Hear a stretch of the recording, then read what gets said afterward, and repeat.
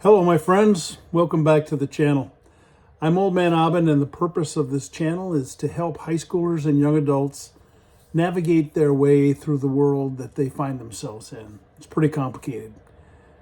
And the perspective that I have of looking back at the same choices that I made when I was your age, and what I learned in the process of my successes and failures. Today, I'm going to be continuing with part 4 of my life story and how I got here. Every day after lunch, my new friend Paco and I would tie towels around our neck, like capes, like the one that I had when I tried the Superman move back in Boston. And we would begin preparations for the daily encounter with Gotham City's Caped Crusader. That's right, the original Batman. Donned in our capes, we would take turns being Batman and Robin.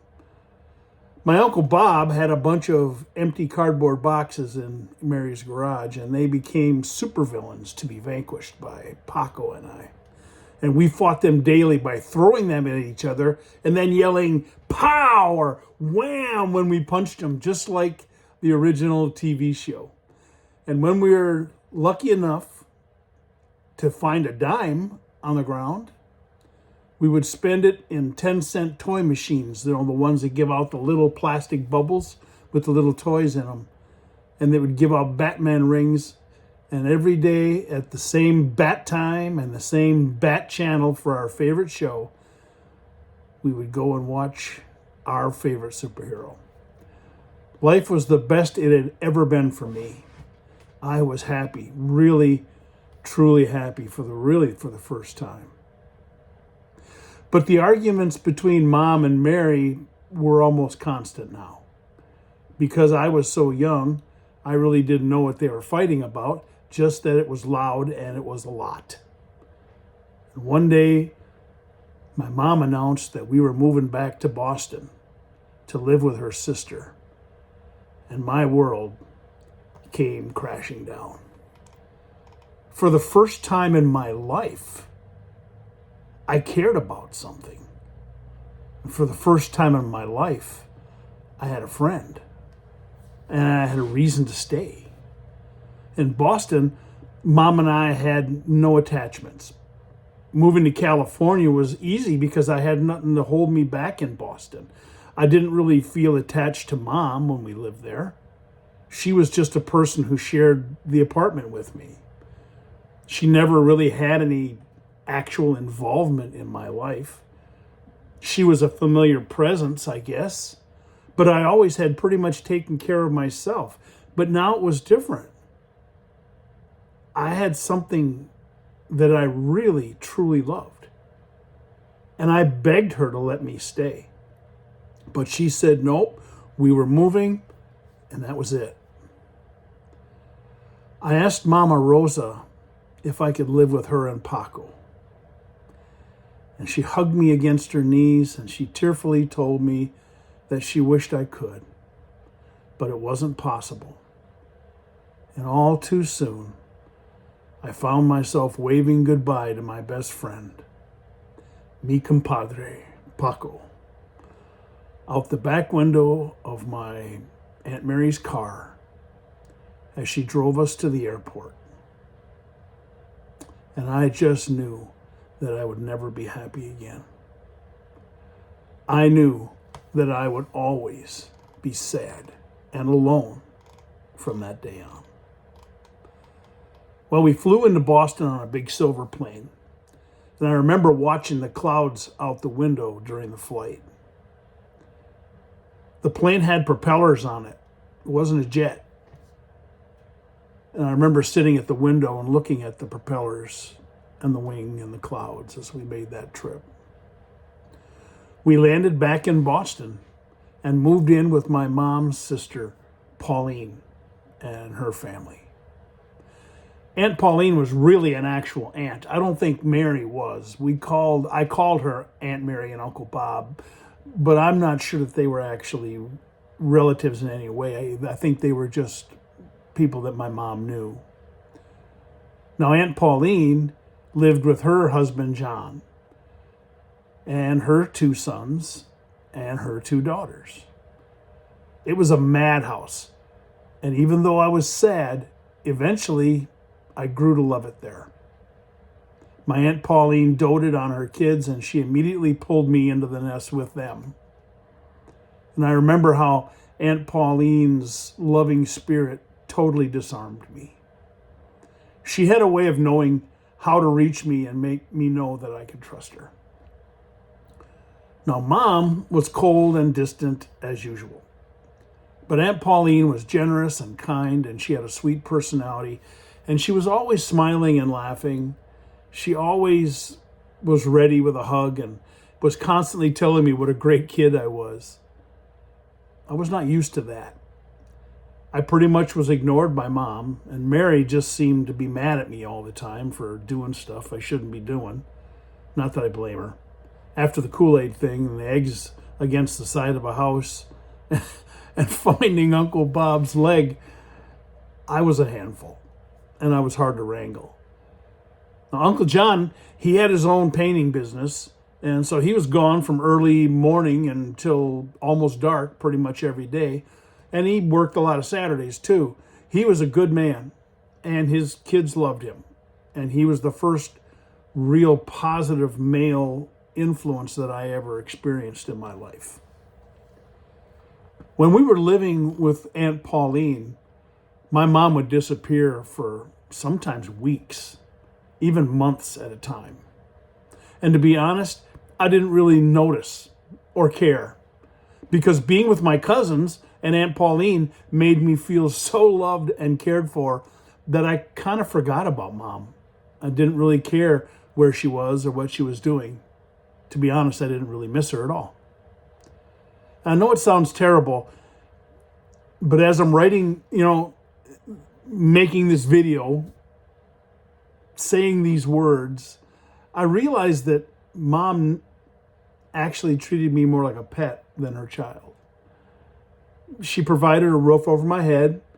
She didn't really know where I was or what I did during the day. And I was, for the most part, on my own, scavenging and surviving without her input or protection. I would return to the apartment at night to sleep, but otherwise I would come and go as I pleased. And if one day I happened to disappear for good, well, she might miss me, but like you would any pet, but pets don't always come back. So I believe that Mom and I just really lived separate lives that had brief points of intersection, but those points were very impersonal. And when our paths did cross, she was often sleeping or, like I said, otherwise engaged with other guys. So I knew she was my mom, but I never really thought of her as my mom. She was more like a roommate that I shared an apartment with. Age-wise, I was right in the middle of the group of cousins that I now lived with. I turned 6 in Boston. Aunt Pauline threw me a birthday party. I'd never had a birthday party in my life. And she threw me a shindig with a big cake and presents. And I was blown away. I had no idea that things like this even happened in people's lives. She had 2 boys, Kevin and Randy. And then, they were older than me. And then the 2 girls, Wendy and Norma Jean, were both younger than me. And being part of their tribe meant that I didn't have hardly any time for solo adventures. My new family kind of consumed all of my time and gave me opportunity to do stuff with them, but really no opportunity to wander free by myself like I was used to. All of us kids used to ride the subway. They call it the T in Boston. And we'd go wherever we wanted to go. Kevin and Randy, being the oldest, were in charge. And the subway was really the only adventurous thing that stands out during that time that we ever did. Otherwise, it was just hanging out at the house, playing in the backyard or in the neighborhood with all 4 of them and me. And it just kind of blends together into a piece a peaceful time in my life that I had never really experienced before. Looking back now as an adult, I realize that when a kid feels safe and protected, their life settles into a comfortable routine that changes the way they see and experience their world. When a kid isn't stressed out about finding food and surviving every day, they can actually be a kid. That's a great gift. They can actually be carefree and fun-loving. And I'd been on my own for so long that I really didn't know what safety and security was until I lived with Aunt Pauline and Uncle John. But it didn't last long. I'm not sure how long I lived in Boston with Aunt Pauline and the cousins, but it ended. It might have been a year or so. I think it was. But one day, Mom just showed up out of the blue with another world-shattering announcement. She blew back into my life with a newborn baby in her arms. Mom had another child. We didn't know anything about it. Aunt Pauline, I don't think she had a clue that this was coming. Mom had gotten pregnant, had gotten married to a man who was in the Navy, and the four of us, Mom, me, my new baby sister, and this guy that she married while she was gone on one of her adventures, were moving back to his hometown in northern Wisconsin after he was discharged from the Navy in about a week. Here we go again. Once again, I found out how life can be perfect one moment and then hit you with a sucker punch that knocks you off your feet in the next. We fool ourselves into thinking that we have some sort of control in our lives. But in reality, we're all just being swept along by a raging river of random events and circumstances. Control is an illusion that is always just out of our reach, just out of our desperate grasp. The best we can hope for is that someone who finds us will love us. They'll give us a safe place to lay our head and enough to get by. And lots of people in this world don't even have that. Now, knowing this doesn't cause me to despair. It actually helps me to find contentment in my life. I have become able to be happy with simple things and to be content with simple pleasures. I have a wife who loves me, and I love her very much. I have two daughters that are happy in their life with their own families. I have enough to get by, and I feel blessed. Life is too short to compete with the Joneses or to work myself to death trying to make a little more money. There's nothing greater than being able to come home at night, to hug my wife, have a nice dinner, and live a life of peace and joy and contentment. Honest, hard-working people are often punished for trying to do what is right. I've learned that happiness comes from the ability to be content with what you have and finding peace in the middle of life's storms and hope for the best. People say that everything happens for a reason. Some things do happen for a reason. A lot of times the things happen because you were stupid and made a bad choice. Sometimes things happen because you happen to be in a place where a hurricane or a tornado is going to land. Sometimes things happen because someone got cancer and they didn't do anything to deserve it. Life really is random.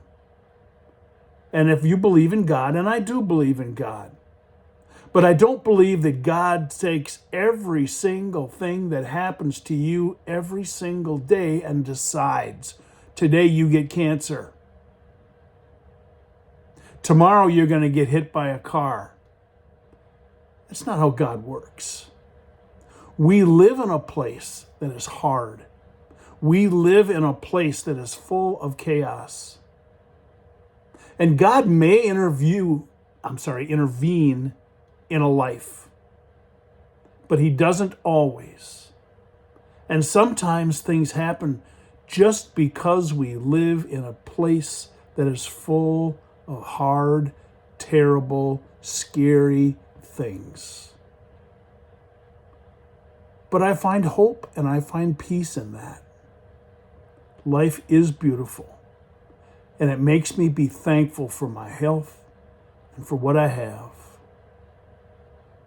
and to see a brand new day. I hope you can find yourself in that. I hope that you can learn not to despair when things go wrong, because this too shall pass, and you'll be okay. Well, that's it for today. Hit the like button if you like this video and if it was helpful to you or touched your heart.